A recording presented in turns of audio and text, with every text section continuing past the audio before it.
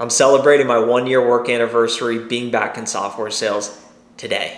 I'm not totally sure how I feel about the milestone, so I wanted to make a video talking about my journey getting to this point because I've had to overcome some very unique adversity and obstacles, and I hope that you benefit and find my story entertaining at the very least. I'm not going to share the company name, but if you know, you know. I'll leave a link to my LinkedIn down below if you want to check me out, but I'm sure we're already connected. Many of you have reached out asking why I've deleted hundreds of videos from my YouTube channel. I've been creating content for over 5 years, and I deleted basically all of my LinkedIn posts, and I'm going to close the loop on that in this video. But if I think back to 1 year ago, my life has changed drastically. 1 year ago, I legitimately did not know if I was ever going to find another great account executive role again. Previously, I started my career in 2018 as a sales development rep at a really great enterprise software company. Over 4 years, 9 months, I promoted 6 times to a senior account executive, made $300,000 2 of the years, and grew a tremendous amount professionally, personally, built lifelong relationships, and I loved what I was doing. I was fired from that company because I posted a live cold call video on this YouTube channel. And you can actually go watch that video and make a determination for yourself, my intent behind that video. But I love creating sales training content, and I want to help other people be more successful. And that's really what I've tried to do and why I've posted for so long consistently on YouTube. After I got fired, as you could imagine, super career-driven professional, has a big personal brand, talking about sales, it sort of threw me, I didn't know what to do. So I ended up moving from Dallas to Denver to figure it out. That didn't work out very well. I moved back home to Columbus, Ohio, where I'm from, to move in with my parents to cut cost. Reasonable, right? But not so fun. And also to start working at my family's small animal health distribution business. So I had the very unique opportunity to work directly with both my parents in a work capacity, which I'm super grateful for. I'd always thought about doing it, and everyone's like, why don't you take over the family business? But most people don't understand what that actually means, and I wasn't sure if I'd ever like it or not, or if I'd be good at it, and I'm really grateful I had the chance to go do that for a full year, and determined I didn't really like it so much, and I wasn't super good at it, so I decided I want to get back into software sales. The problem was I had been out of the corporate workforce for over 15 months. So that's a pretty big gap on your resume. So for those of you who are applying to jobs right now and you have a gap in your resume, I get it. When I started applying to software companies, I did what I teach other people to do, is I made a list of the companies I wanted to work for. It was 26 of the best software companies. I was rejected by 12 of them. A handful were auto-rejected. A few I got interviews with and got rejected. Everyone's like, you don't have enough experience. You don't have enough experience. You're not ready to close these big deals. You don't have enough experience. And interestingly enough, an insight from that process is if you're applying to a company and you speak with an interviewer or a recruiter originally, that's not as good as speaking with the sales manager directly, because the sales manager, they sort of can read between the lines and understand if you're capable or not. But a recruiter is like, oh, well, we could hire someone with twice as much experience and pay them the same amount of money. Let's just do that. So kept getting rejected, eventually got an opportunity at the company I'm at right now. And it's been a full year.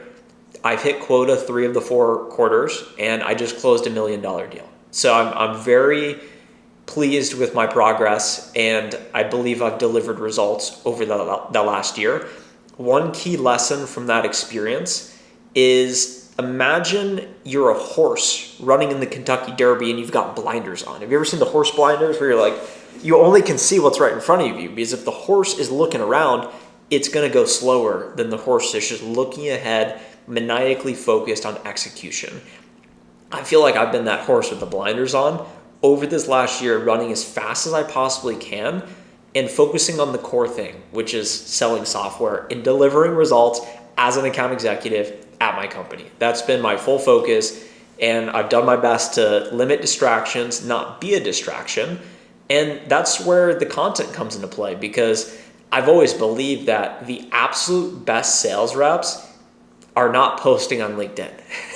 No matter who your favorite sales influencers are, I'm sure they're all great, and many of them are very, very talented. but the best. I'm talking about the top 1% of corporate sales reps.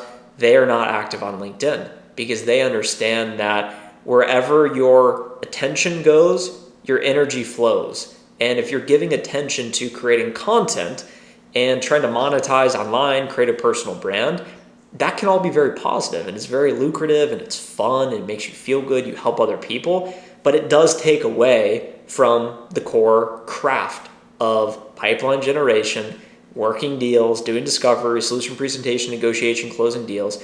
So I knew that and I felt that, and I made the conscious decision. I'm at a new company. I need to prove myself. I need to get as good as I possibly can, and I need to deliver results. That is my number one thing. That's all I'm focused on. And that's what I've done this past year. And this milestone of being in the role for a year, it snuck up on me because I haven't really thought about it. I was just thinking, I need to execute today. I need to stack successful day after successful day, successful week after successful week. All of a sudden you hit quota, all of a sudden you're ramping, all of a sudden you get a big commission check. All of a sudden you look up and you've been there a year, you have great relationships, and you're excited about the trajectory forward.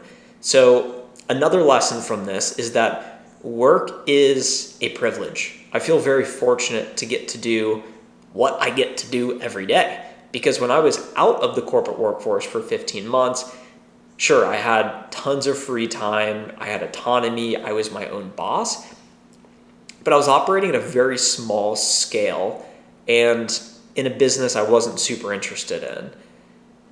The trade-off is, yeah, you have free time, you have autonomy, you're making a little bit less money, but I decided, you know what, I'd rather make way more money right now, do something I'm naturally very, very good at and I naturally love, which is selling HR software. And I can't imagine selling anything other than what I'm selling right now. It's part of that journey and not creating content, being focused on delivering results and getting clarity on what I wanted. I did have moments of doubt along the way of thinking, if I get in this role and I don't perform, that would be a very scary scenario. So it really was the fear of failure. And then I was thinking, well, I cannot allow another content misfunction to result in my departure from another company. That's just not what I want to be. It's not what I want to be about. The first time, totally my fault, learn from it. So that was part of the reason of thinking, you know what, I want to clean up some of the past content, some of the content that I think missed the mark and maybe I wasn't as proud of as the other content, and kind of looked at that based on views. And then LinkedIn, I thought, let me just remove all of this because it brings a lot of extra attention doing this. And it may seem cool to have the social proof, the followers, the validation, making money, all of that's great. But then there's this other column that you don't see. Whenever you post a post on LinkedIn, it's well-intentioned, you think it's going to help people, you feel good about it, and then someone screenshots it and puts it on LinkedIn Lunatics, and then all of a sudden your leadership is like, all right, we got to be careful of what we're saying here. So you kind of get worried about what you're saying. And I think that's another lesson from my journey is we must be responsible for all of our actions, for everything we say, we put out on the internet. They say digital footprint, it stays with you, and it really does. So we need to be responsible for our actions. We need to be responsible for our results. And that's the beauty of what we're doing is we get paid for performance.